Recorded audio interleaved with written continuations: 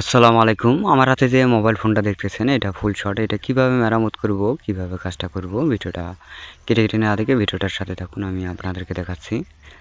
যখন power supply connect করলাম ফুল shot দেখাচ্ছে। এটা মাদারবোর্ডটা আমি খুলে নিচ্ছি। খুলে নিয়ে কিভাবে মেরামত করব, কিভাবে কাজটা হবে ভিডিওটা সাথে থাকুন।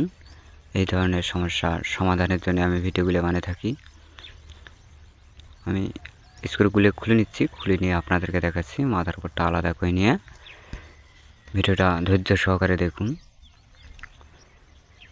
স্ক্রুগুলো খোলা পর্যন্ত অপেক্ষা করব। মাদারবোর্ডটা আলাদা করে নিয়ে আপনাদেরকে দেখাচ্ছি। এই ধরনের টুকিটাকি সমস্যার সমাধানের জন্য আমি ভিডিওগুলো বানিয়ে থাকি, যাতে ভিডিওগুলো দেখে আপনারা কিছু শিখতে পারেন। তার উদ্দেশ্য করে আমি ভিডিওগুলো বানিয়ে থাকি। উনি নতুন ব্যাটারি কিনছে, তারপরও মোবাইল ফোনটা চালু হচ্ছে না।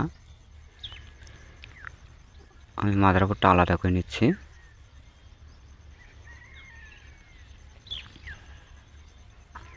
আলাদা করে নিয়ে আপনাদেরকে দেখাচ্ছি কীভাবে সার্ভিসিংটা করব। ভিডিওটা মনোযোগ সহকারে দেখুন।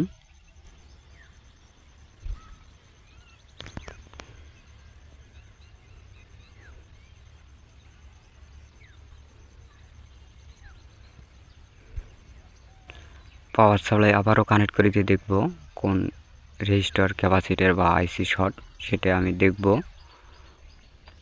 কোন জায়গায় গরম হচ্ছে। ডিসপ্লেটা সেফটি রাখার জন্য আমি রাবার দিয়ে রেখে দিলাম, যাতে রাবণ যেন ছিঁড়ে না যায়।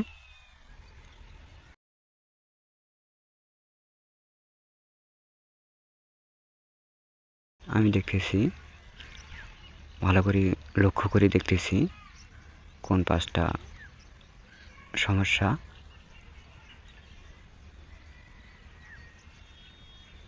সমাধান করে দেব কাজটা।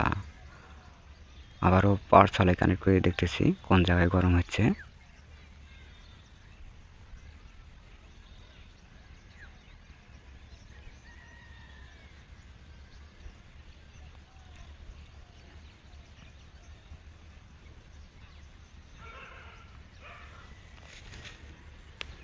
আমি খুঁজে বের করে নিচ্ছি কোন জায়গা থেকে গরম হচ্ছে।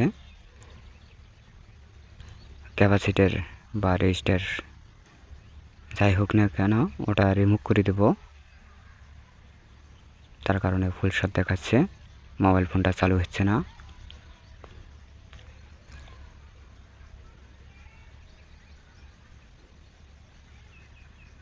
খুঁজে বের করে আপনাদেরকে দেখাচ্ছি। মাদারবোর্ড প্রচুর গরম হচ্ছে।